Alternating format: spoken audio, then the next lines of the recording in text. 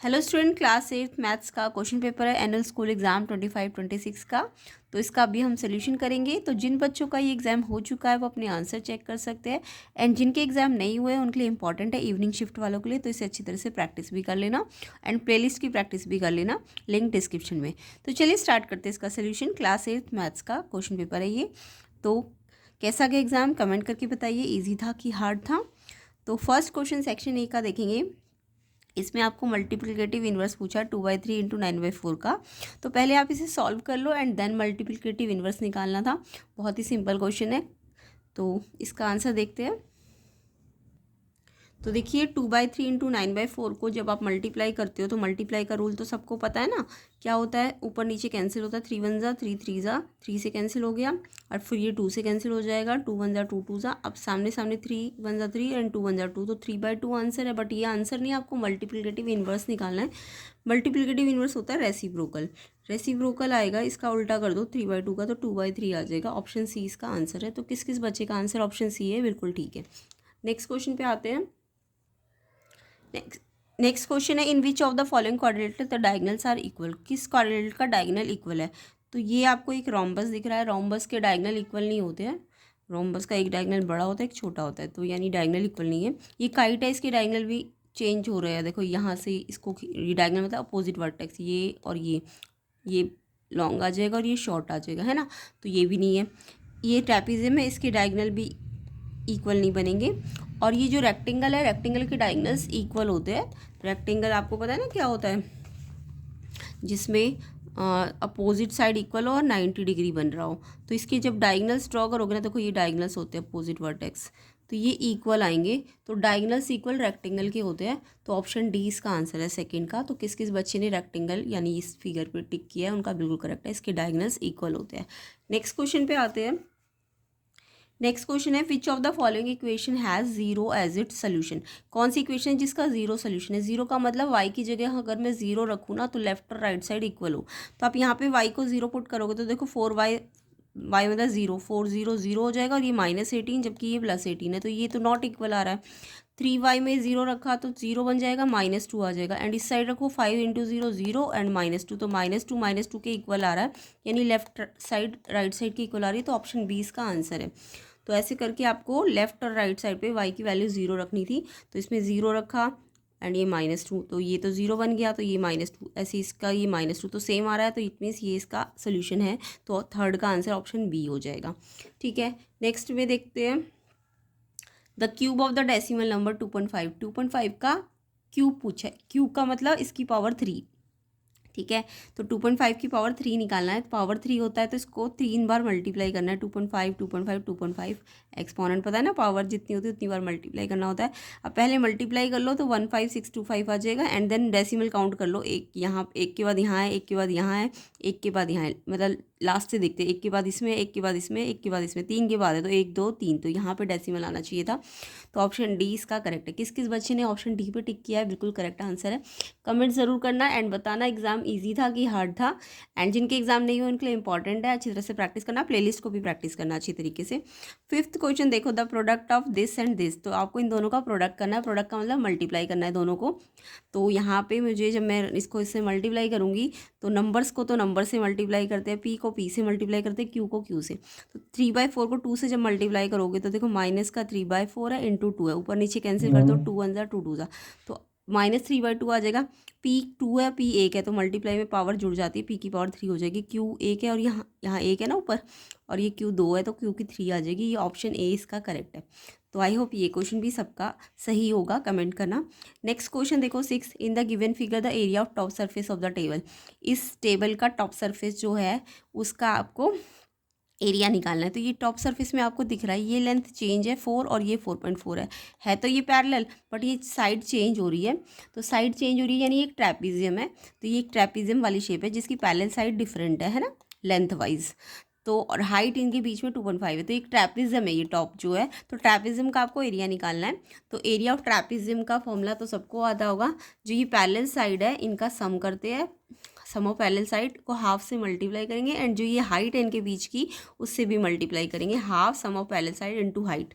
तो half sum of parallel side मतलब 4 और 4.4 को ऐड करना था और फिर इनटू 2.5 जो इनका हाइट है उससे मल्टीप्लाई करना था।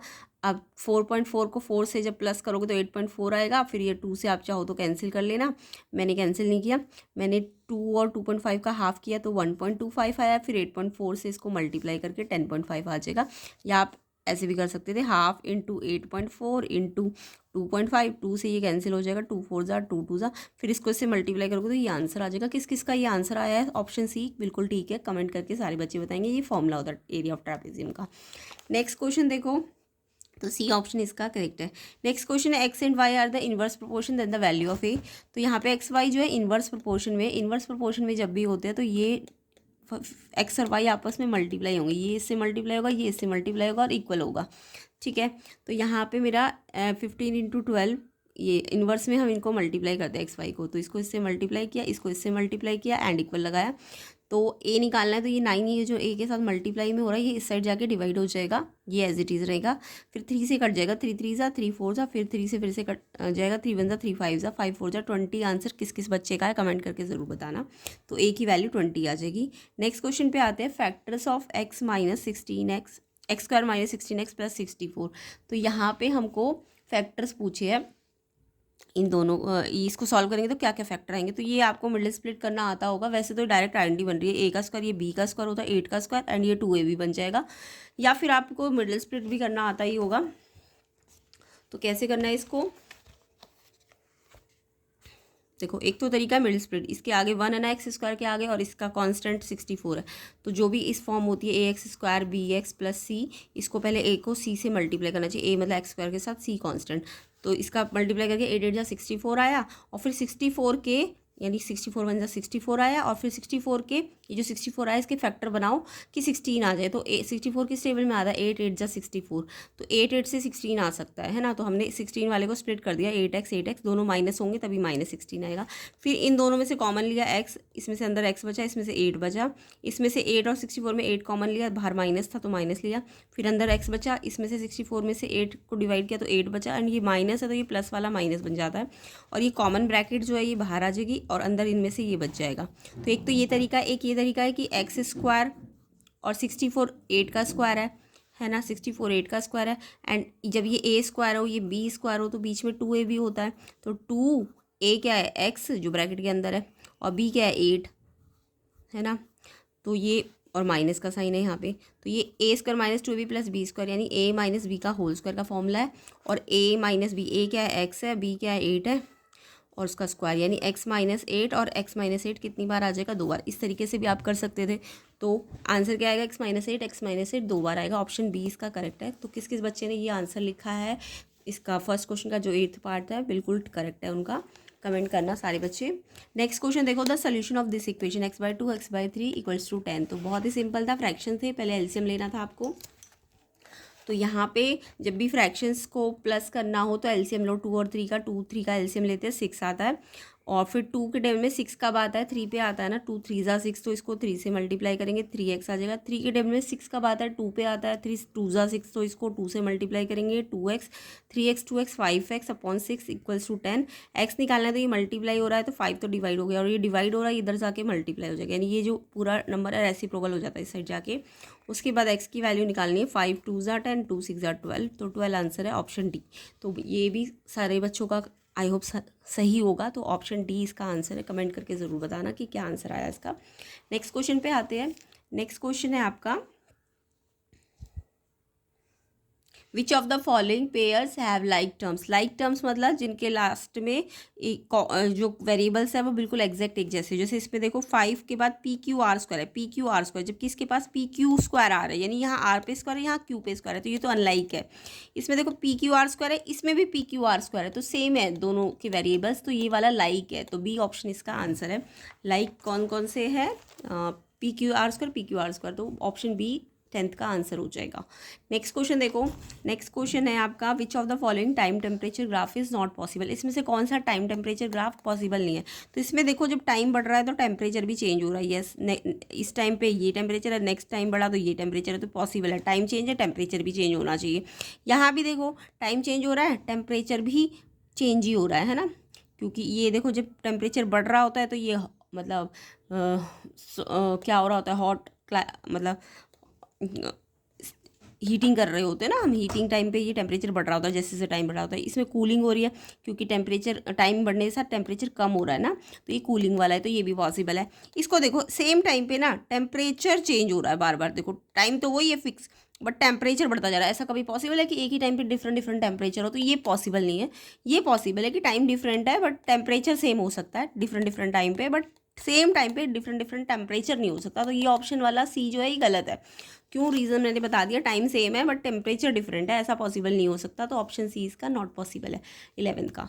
तो आई होप सबने सी ऑप्शन पे टिक किया होगा, कमेंट करके बता देना। 12th देखो, the surface area of cube with the side 5। तो इसका क्यूब का सरफेस एरिया पूछा जिसकी साइड 5 है।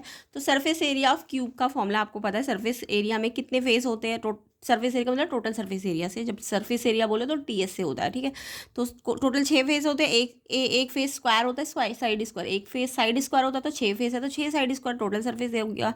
अब साइड की वैल्यू 5 दी हुई है और स्क्वायर है तो 2 बार लिखना है, 6 से मल्टीप्लाई करना है, तो 150 सेंटीमीटर स्क्वायर आंसर आएगा। किस किस बच्चे का आएगा? ऑप्शन डी का कमेंट करना कि किस किस बच्चे का आया 12th का आंसर। डी ऑप्शन बिल्कुल करेक्ट होगा। तो सारे बच्चे कमेंट ज़रूर करना। सेक्शन बी देखो, find the sum of the rational number 5/6 and 3/4। तो यहाँ पे 2 मार्क्स का क्वेश्चन है। आपको रैशनल नंबर का सम निकालना है, बहुत ही सिंपल है। फ्रैक्शंस है, फ्रैक्शंस को पहले एलसीएम से आपको एलसीएम निकालना है, देन सॉल्व करना है। तो सेक्शन बी का सेकंड क्वेश्चन, 6 और 4 का पहले मैंने एलसीएम लिया। 2 में 6 3 पे आता है, 2 पे 4 2 पे आता है। फिर 3 पे जाएगा 3 1 जा 2 एज इट इज़, क्योंकि 3 में 2 नहीं आता। फिर 2 पे जाएगा 2 1 जा 2 1 जा। अब ये सारे मल्टीप्लाई कर दोगे तो एलसीएम 12 आ जाएगा। अब एलसीएम 6 और 4 का 12 लिख देंगे नीचे। अब 6 में 12 अब आता है, 6 2 जा 12 होता है ना, तो ऊपर वाले को 2 से मल्टीप्लाई करेंगे, 5 2 जा। एंड 4 पे 12 3 पे आता है ना, 4 3 जा, तो 3 को 3 से मल्टीप्लाई, 4 3 जा होता है तो इसलिए 3 को 3 से मल्टीप्लाई कर देंगे। अब ये 5 2 जा 10, 3 3 जा 9, 10 और 9 को ऐड करो, 19/12 आंसर किस किस बच्चे का है? बिल्कुल करेक्ट है, कमेंट करना। नेक्स्ट है सिंप्लीफाई करनी थी इस इक्वेशन को एंड एक्स के लिए सॉल्व करना था। तो बहुत ही सिंपल इक्वेशन सॉल्व करना मैंने आपको सिखा रखा था। तो जब भी कोई ब्रैकेट के बाहर कोई नंबर और बीच में कोई साइन ना हो, यानी मल्टीप्लाई का साइन है, तो ब्रैकेट के बाहर अगर कोई नंबर है तो वो दोनों नंबर से मल्टीप्लाई होता है। 2x से मल्टीप्लाई होगा 2x, 2 3 से मल्टीप्लाई होगा 2 3 जा 6। ऐसे ये भी है, ये ब्रैकेट के बाहर ये पूरा 3 है तो ये 3 इन दोनों से मल्टीप्लाई हो जाएगा, 3x एंड 3 1 जा 3। मल्टीप्लाई में ध्यान रखना, दो एक माइनस है दोनों में तो एक माइनस लगेगा, बट 2 में माइनस है तो प्लस हो जाएगा, है ना।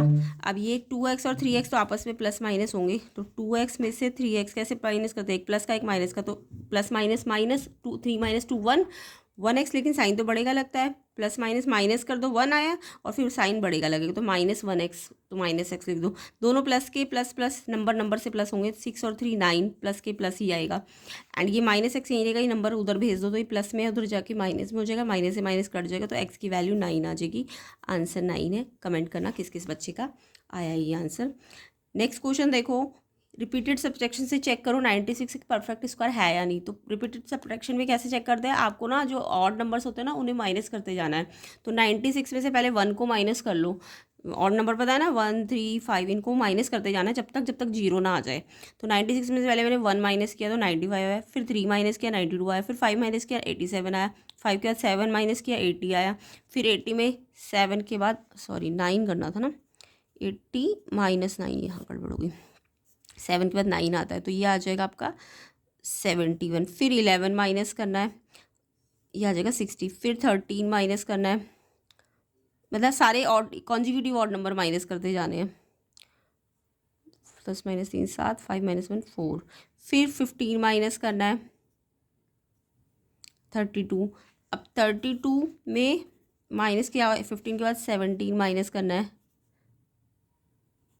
अब देखो 17 के बाद तो 19 माइनस करना था, जबकि ये छोटा आ गया 19 से, तो ये तो पॉसिबल नहीं, यानी ये बच गया, तो 15 बचा, जबकि रिमाइंडर 0 बचना चाहिए था। तो यानी कि रिमाइंडर 0 मतलब इसका लास्ट में 0 नहीं बच रहा, क्योंकि 19 तो माइनस होगा नहीं 15 से, तो लास्ट में 15 बच रहा है, जबकि 0 बचना चाहिए, तो यानी कि ये पॉसिबल नहीं है, यानी ये परफेक्ट स्क्वायर नहीं है 96। ठीक है, तो ऐसे कॉन्जिक्यूटिव ऑड नंबर से आपको माइनस करना चाहिए, और द लास्ट में 0 नहीं बच रहा है तो ये नहीं है परफेक्ट स्क्वायर। अगर 0 बच जाता तो ये परफेक्ट स्क्वायर हो जाता। तो चेक कर लेना सारे बच्चे माइनस ठीक है कि नहीं। नेक्स्ट देखो, इसका ऑप्शन वाला question, the area of square field 12.25 square metre है, कैलकुलेट करना है लेंथ ऑफ द फील्ड। ये भी क्वेश्चन सिंपल है, एरिया ऑफ स्क्वायर आपको गिवन है एंड आपको इसकी साइड निकालनी है, एज निकालनी है। तो यहाँ पे एरिया ऑफ स्क्वायर का फॉर्मूला सबको आना चाहिए। एरिया ऑफ स्क्वायर होता है साइड इंटू साइड, एंड ये गिवन है क्वेश्चन में। अब ये साइड का मतलब साइड का स्क्वायर है, तो साइड का स्क्वायर है तो साइड निकालनी, तो ये स्क्वायर यहाँ से हटेगा, इस पर रूट लग जाएगा, यहाँ से स्क्वायर हटता है तो यहाँ पे रूट लग जाता है। अब 12.25 के बाद है ना, तो नीचे 2 0 आ जाएगी 100, तो डेसिमल पहले हटा लेना। अब 12.25 और 100 के ये रूट है तो इसके प्राइम फैक्टर कर लो। 12.25 के प्राइम फैक्टर की 5 है लास्ट में, तो 5 से जाएगा, फिर से 5 से जाएगा, फिर 7 से जाएगा, तो ऐसे करके इसके 5 5 7 7 फैक्टर्स आ गए। तो स्क्वायर रूट का रूल होता है कि अगर कोई नंबर पेयर में, यानी 5 का पेयर बन रहा है ना, तो वो एक सिंगल बाहर आ जाएगा तो रूट हट जाएगा। सेम ऐसी 7 भी पेयर में है तो ये एक 7 बाहर आ जाएगा, और 10 भी पेयर में है तो 10 भी बाहर आ जाएगा, तो ये रूट हट जाता है। तो 5 से 35/10, और 35/10 का मतलब 10 में एक 0 नीचे, तो एक के बाद डेसिमल लगा दोगे तो इतनी साइड आ जाएगी इसकी। तो ये आंसर है 3.5। तो कमेंट करना किस किस बच्चे का ये आंसर आया है। नेक्स्ट देखो, नेक्स्ट है फिफ्थ क्वेश्चन में बोला है हिमांशी ने एक ड्रेस परचेज की जिसका मार्केट प्राइस 1250 था एंड पेयर ऑफ शूज़ का मार्केट प्राइस 750 था, और उसमें ना मेगा सेल लगी हुई थी, 20% का ऑफ था। तो हिमांशी को कितना पे करना होगा, तो यानी ऑफ का मतलब डिस्काउंट था 20% का, तो इट मीन्स आपको पहले या तो आप इसका अलग मार्क प्राइस दिया सेलिंग प्राइस निकाल लो और शूज़ का अलग निकाल लो, या फिर आप ऐसे भी कर सकते हो टोटल कर लो और फिर मार्कड और टोटल डिस्काउंट निकाल लो। तो पहले मैंने अलग अलग करके किया, फिर आपको इकट्ठा भी कर सकते हो। तो पहले मार्क प्राइस ऑफ ड्रेस 1250 दिया है, डिस्काउंट परसेंट 20% है, तो डिस्काउंट किस पे निकलता है, मार्केट प्राइस पे। तो 1250 का 20% यानी 1250, 20% का मतलब 20/100% हटेगा तो अपॉन 100, एंड 0 0 कैंसिल, इसको मल्टीप्लाई किया 250। सेलिंग प्राइस निकालना है तो मार्क प्राइस में से ये जो डिस्काउंट आया 250 का वो माइनस करना होता है। तो माइनस किया तो 1000 रुपीज़ ड्रेस के लिए सेलिंग प्राइस है। सेम ऐसी शूज़ के साथ किया है, शूज़ का मार्क प्राइस 750 है, डिस्काउंट परसेंट 20% है, उस पर भी डिस्काउंट ही है, एंड 750 का 20% निकाल लो तो ये आएगा, पहले 25 था, 5 से कैंसिल किया 150 आया, फिर इसको इससे माइनस करो, सेलिंग प्राइस आएगा 600, फिर दोनों का सेलिंग प्राइस जोड़ दो तो इतना पे करना है हिमांशी को। अब ये आप क्वेश्चन ऐसे भी कर सकते थे इजी तरीके से,